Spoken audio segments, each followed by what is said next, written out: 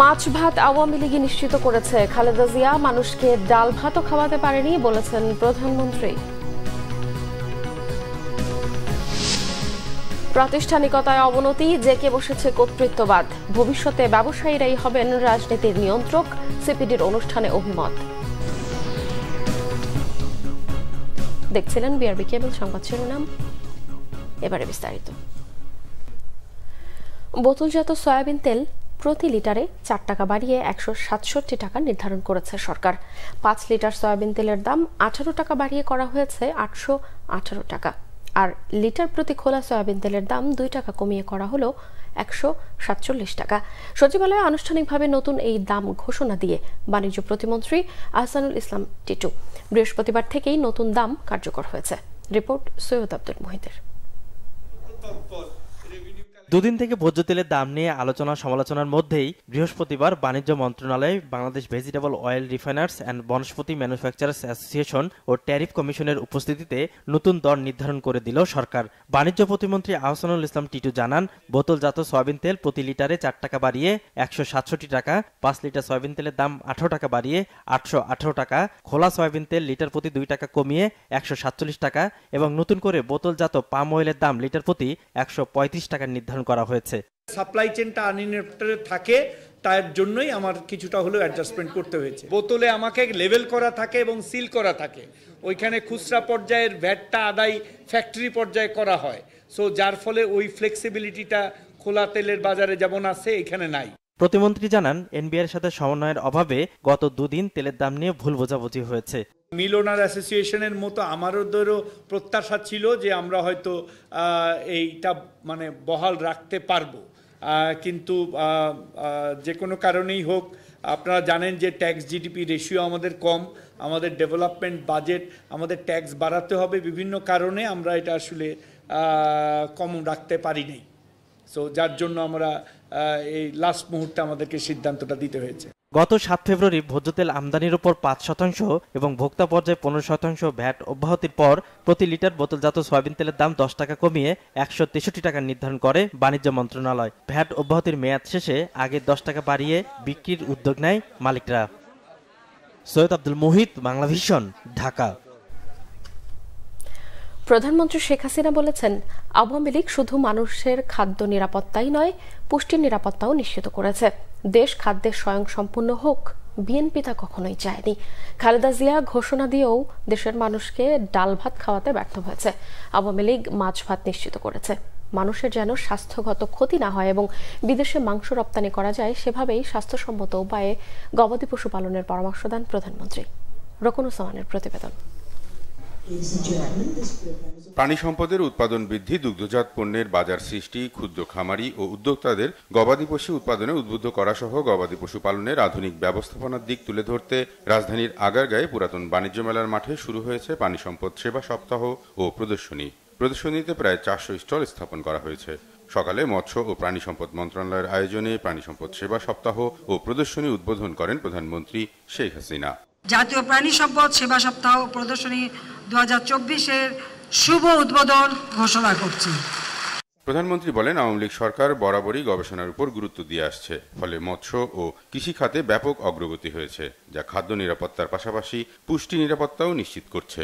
একদিকে যেমন গণমানুষের খাদ্য নিরাপত্তা নিশ্চিত করতে হবে, তাদের স্বাস্থ্য সুরক্ষার ব্যবস্থা করতে হবে, সেই সাথে সাথে আমিষ সরবরাহের জন্য আমাদের হাঁস, মুরগি, পশু পাখি যা কিছু দরকার, কারণ আমাদের আমিষ আমরাই তৈরি করব, আমাদের দেশের মানুষকে দেব। আমাদের লক্ষ্য প্রথম হলো খাদ্য নিরাপত্তা দেওয়া, দ্বিতীয় হলো পুষ্টি নিশ্চয়তা দেওয়া। এ খাতে অতীতে সরকারগুলোর ব্যর্থতার সাথে আওয়ামী লীগ সরকারের সফলতার তুলনামূলক চিত্র তুলে ধরেন প্রধানমন্ত্রী।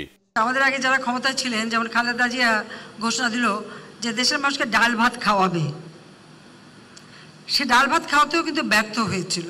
আমরা আমাদের গবাদি পশু, যা বিএনপির আমলে 2006 সালে ছিল মাত্র 4,23,00,000, এখন 7,98,00,000, প্রায় 2 গুণ বৃদ্ধি করা সম্ভব হয়েছে।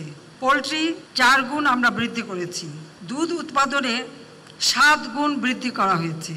8 গুণ মাংস উৎপাদন আমরা বৃদ্ধি করতে সক্ষম হয়েছি। ডিম উৎপাদন 4 গুণ বৃদ্ধি করা হয়েছে। মানুষের যেন স্বাস্থ্যগত ক্ষতি না হয়, বিদেশে যেন মাংস রপ্তানি করা যায়, তাই স্বাস্থ্যসম্মতভাবে গবাদি পশু পালনের পরামর্শও দেন প্রধানমন্ত্রী শেখ হাসিনা। হাঁস, মুরগি, পাখি পশুপালন এগুলি সমস্ত স্বাস্থ্যসম্মতভাবে লালন পালন করা এবং উৎপাদন প্রক্রিয়াকরণ, কারণ প্রক্রিয়াকরণটাও কিন্তু গুরুত্বপূর্ণ। এ বিষয়ে আরও যত্নবান হতে হবে। আমাদের হালাল মাংস পৃথিবীর অনেক দেশ এখন ক্রয় করতে চায়, আর সেই সুযোগটা আমাদের নিতে হবে। বিদেশে রপ্তানি করতে গেলে তাদের কতগুলি নিয়ম আছে, সেটা মেনে আমরা করি কিনা, বা সেগুলি প্যাকেটজাত করতে গেলে সেই নিয়ম অনুযায়ী করা হচ্ছে কিনা, সে বিষয়গুলি কিন্তু আমাদের বিবেচনায় নিতে হবে। রাস্তাঘাটে নয়, বরং নির্দিষ্ট জায়গায় কোরবানি দেওয়ার আহ্বানও জানান সরকার প্রধান। পরে আগারগাঁও পুরাতন বাণিজ্য মেলার মাঠে খামারিদের অংশগ্রহণে আয়োজিত প্রদর্শনী ঘুরে দেখেন প্রধানমন্ত্রী। রকুনুজ্জামান, বাংলা ভিশন, ঢাকা। বিশিষ্ট অর্থনীতিবিদ অধ্যাপক রেহমান সোবহান বলেছেন, গত 50 বছরে দেশের অর্থনৈতিক উন্নয়ন ঘটলেও প্রতিষ্ঠানগুলো ততটা উন্নত হয়নি, বরং ক্ষতিগ্রস্ত হয়েছে। এছাড়া অর্থনীতি আর রাজনীতি বিশ্লেষকদের মতে দেশের উন্নতি হয়েছে ভবিষ্যৎকে বন্ধক রেখে। বাংলাদেশ বেশিরভাগ সময়ই কর্তৃত্ববাদী দলের নেতৃত্বে পরিচালিত হলেও ভবিষ্যতে ব্যবসায়ীরাই রাজনীতি নিয়ন্ত্রণ করবে বলে মনে করছেন তারা। আহমেদ সারওয়ারের রিপোর্ট। 50 Years of Bangladesh, economy, politics, society and culture নামের বইয়ের প্রকাশনা উৎসবের আয়োজন করে centre for policy dialogue, CPD. অধ্যাপক রেহমান সোবহান ও অধ্যাপক রওনক জাহানের সম্পাদনায় বইটিতে বিভিন্ন বিভাগে 16 বিশিষ্ট জনের লেখায় উঠে এসেছে গত 50 বছরে বাংলাদেশের অর্থনীতি, রাজনীতি, সামাজিক ও সাংস্কৃতিক বিবর্তন। আলোচনায় অংশ নিয়ে অর্থনীতিবিদ অধ্যাপক রেহমান সোবহান বলেন, গার্মেন্টস এবং শিল্পায়নের ক্ষেত্রে অর্জন কম না হলেও রাজনৈতিক ও অর্থনৈতিক ক্ষেত্রে দেশ যত দূর যেতে পারত তত দূর হয়তো যেতে পারেনি। Judicial system কেমন চলে? Is it functioning in a way that it gives equal rights to everybody? Everyone goes to the court and they will get one result, or A goes and he will get one judgment, B goes he will get another judgment, C goes he will get another judgment. If you go to the police to file a case, will they treat everyone in the same way? If you go to the banking system, who gets loan rescheduled, who gets loans written off? You don't have any functioning institution. Same with the election commission, same with the anti-corruption commission. আলোচনায় অর্থনীতিবিদরা বলেন, গত 50 বছরে আর্থসামাজিক খাতের সূচকের উন্নয়ন হয়েছে, বৈষম্যও বেড়েছে। আমাকে উৎপাদনশীলতা, দক্ষতা, প্রযুক্তি নির্ভর উৎপাদনশীলতায় আমাকে ট্রানজিট করতে হবে। আমি অনেক অবকাঠামো করেছি, ট্রান্সপোর্ট লিঙ্ক করেছি, এগুলোকে আমার ট্রান্সপোর্ট করিডোর থেকে ইকোনমিক করিডোরে আমাকে নিতে হবে। এন্টি রিফর্ম কোয়ালিশন, অর্থাৎ যে রিফর্মের যে উদ্যোগগুলো নিতে যাবে তার বিপরীতে যে শক্তিশালী যারা গ্রুপ, তারা এতটাই শক্তিশালী এবং এতটাই ঐক্যবদ্ধ, সেটাকেও ভাঙার জন্য রাজনৈতিক সদিচ্ছা দরকার। ধনীদের ক্ষেত্রে ইন্ডেক্সটা কি হারে বেড়েছে আর গরিবদের ক্ষেত্রে কি হারে বেড়েছে, তাতে যেটা দেখা যায় যে গরিবদের ক্ষেত্রে এই ডেভেলপমেন্টগুলো হয়েছে শামুকের গতিতে বা আরেকটু কম গতিতে, আর ওদের ক্ষেত্রে কোনো কোনো ক্ষেত্রে রকেটের গতি। বাংলাদেশ এখন আটকে গেছে সস্তা শ্রমের অর্থনীতির একটা ট্র্যাপের মধ্যে।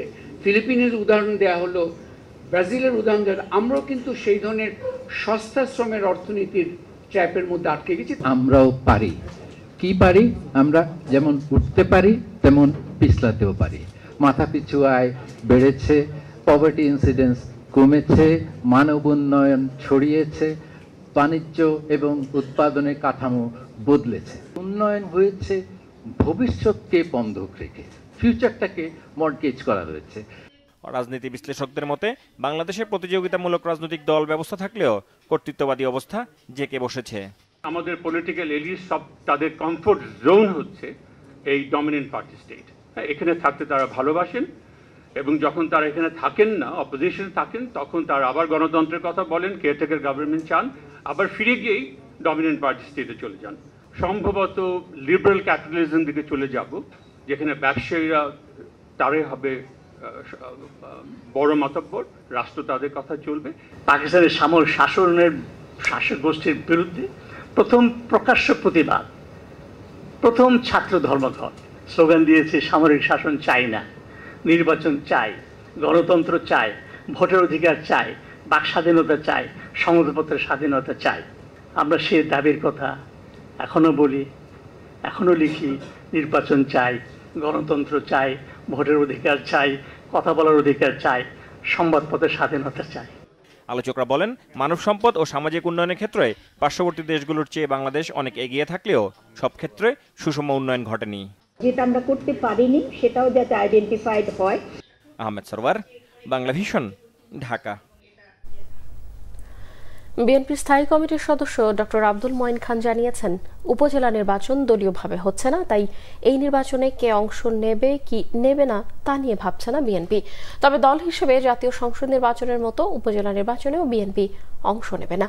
বিএনপির কেন্দ্রীয় কমিটির সহ স্বাস্থ্য বিষয়ক সম্পাদক ডক্টর পারভেজ রেজা কাকুনের শারীরিক অবস্থার খোঁজ নিতে বৃহস্পতিবার তার বাসায় গিয়ে কথা বলেন তিনি। মঈন খান ক্ষমতাসীনদের বিরুদ্ধে নির্যাতনের অভিযোগ তোলেন। তিনি জানান, উপজেলা নির্বাচন অবাধ, সুষ্ঠু ও গ্রহণযোগ্য হওয়া নিয়ে প্রশ্ন রয়েছে বিএনপির। অন্যদিকে রাজধানীর দিয়াবাড়িতে ঢাকা মহানগরের বিভিন্ন থানায় নির্যাতিত নেতাকর্মীদের সঙ্গে ঈদ পুনর্মিলনী অনুষ্ঠানে অংশ নেন বিএনপির সিনিয়র যুগ্ম মহাসচিব রুহুল কবির রিজভী। এ সময় তিনি অভিযোগ করেন, প্রভুদের খুশি করে আওয়ামী লীগ ক্ষমতা ধরে রাখতে চায়। দমনপীড়ন চালিয়ে আন্দোলন দমিয়ে রাখা যাবে না বলেও জানান বিএনপি নেতারা। বিরোধী দল যাতে সরকারের স্বেচ্ছাচারী শাসনের বিরুদ্ধে প্রতিবাদ করার সাহস না পায়, সেজন্য নেতাকর্মীদের ওপর জুলুম নির্যাতন চালানো হচ্ছে বলে অভিযোগ বিএনপি মহাসচিব মির্জা ফখরুল ইসলাম আলমগীরের। এক বিবৃতিতে ছাত্রদলের সাবেক সাধারণ সম্পাদক হাবিবুর রশিদ সহ দলের 4 নেতাকে কারাগারে পাঠানোয় নিন্দা জানান বিএনপি মহাসচিব। তিনি বলেন, 7 জানুয়ারির প্রহসনী নির্বাচনের পর জোরালোভাবে শুরু হয়েছে বিএনপি সহ বিরোধী দলগুলোর ওপর নানান কায়দায় নির্যাতন।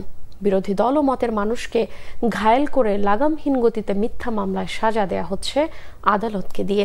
বিএনপি নেতাকর্মীদের সাজা দেয়া এবং জামিন না দিয়ে কারাগারে পাঠানোকে সরকার তাদের প্রাত্যহিক কর্মসূচিতে পরিণত করেছে। সাজা বাতিল করে অবিলম্বে বন্দী নেতাকর্মীদের মুক্তির দাবি জানান মির্জা ফখরুল। বিরোধী দল দমনে মিথ্যা অভিযোগ তুলে বিএনপি সন্ত্রাসীদের সুরক্ষা দেওয়ার অপচেষ্টা করছে বলেছেন আওয়ামী লীগের সাধারণ সম্পাদক ওবায়দুল কাদের। বৃহস্পতিবার এক বিবৃতিতে ওবায়দুল কাদের আরো বলেন, সরকার বেপরোয়াভাবে কাউকে কারাগারে পাঠাচ্ছে না, বরং সন্ত্রাস ও সহিংসতার অভিযোগে অভিযুক্ত বিএনপি নেতাকর্মীরাই আইন ও আদালতের মুখোমুখি হচ্ছে এবং জামিনে মুক্তিও পাচ্ছে।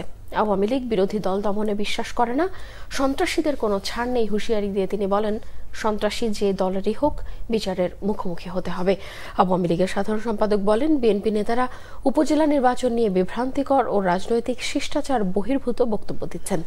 জানান, বিএনপি নির্বাচন বিরোধী অবস্থান নেয় ভিন্ন প্রেক্ষাপটে আওয়ামী লীগকেও দলীয় প্রতীক বরাদ্দ না দেওয়ার মতো কৌশলগত অবস্থান নিতে হয়েছে। বিএনপি নির্বাচনী ব্যবস্থাকে বাধাগ্রস্ত ও গণতান্ত্রিক প্রক্রিয়াকে ধ্বংস করতে চায় বলেও মন্তব্য করেন ওবায়দুল কাদের। দেশের সার্বভৌমত্ব রক্ষায় সেনাবাহিনী সবসময় প্রস্তুত জানিয়েছেন সেনাপ্রধান জেনারেল এস.এম. শফিউদ্দিন আহমেদ। তিনি বলেন, সেনাবাহিনী সঠিক পথে আছে, নিজেদের দায়িত্ব পালনে বাংলাদেশ সেনাবাহিনী কখনোই ব্যর্থ হবে না। Bangladesh institute of international and strategic studies বিস আয়োজিত সেমিনারে এই কথা বলেন তিনি। বলেন, সেনাবাহিনী সবসময় দেশের কূটনৈতিক লক্ষ্য অর্জনে কাজ করে। বাংলাদেশের স্বার্থ কোথাও অর্জিত হবে এমন সম্ভাবনা থাকলে সেখানে সেনাবাহিনীকে বলা হোক বা না হোক সে কাজ তারা করে বলেও উল্লেখ করেন সেনাপ্রধান। বলেন, বিদেশে যে কোনো ফর্মে জাতীয় স্বার্থ অর্জনই হলো ডিপ্লোম্যাসি বা কূটনীতি। দুর্যোগ মোকাবেলা, সিভিল প্রশাসনকে সহায়তা করা, নিরাপত্তা নিশ্চিত করা, এমনকি কর্মসংস্থান সৃষ্টিতে সেনাবাহিনী ভূমিকা রাখে বলে জানান জেনারেল শফিউদ্দিন আহমেদ। মিয়ানমারে আর্মির ওপর নিষেধাজ্ঞা থাকায় চাইলেও বাংলাদেশ সেনাবাহিনী সম্পৃক্ত হতে পারে না বলে জানান তিনি। বলেন, সেনাবাহিনী মিয়ানমারকে খুশি করতে অন্যদের অখুশি করতে পারে না। সংবাদ শেষ করব বিআরবি কেবল শিরোনামগুলো আরো একবার জানিয়ে। মাছ ভাত আওয়ামী লীগ নিশ্চিত করেছে, খালেদা জিয়া মানুষকে ডাল ভাতও খাওয়াতে পারেনি বলেছেন প্রধানমন্ত্রী। প্রাতিষ্ঠানিকতায় অবনতি, জেকে বসেছে কর্তৃত্ববাদ, ভবিষ্যতে ব্যবসায়ীরাই হবেন রাজনীতির নিয়ন্ত্রক, সিপিডির অনুষ্ঠানে অভিমত। এই ছিল এখনকার মতো। পরের সংবাদ সকাল 10টায়, এর আগে সকাল 9টায় রয়েছে নিউজ টপ 10 দেখার আমন্ত্রণ রইল। এছাড়াও বাংলা ভিশন সংবাদ ও সংবাদ সংশ্লিষ্ট অনুষ্ঠান দেখতে ভিজিট করুন www.bbnews24.com ও facebook.com/banglavishnnews এবং সাবস্ক্রাইব করুন youtube.com/banglavishnnews। এতক্ষণ সঙ্গে থাকায় ধন্যবাদ সবাইকে।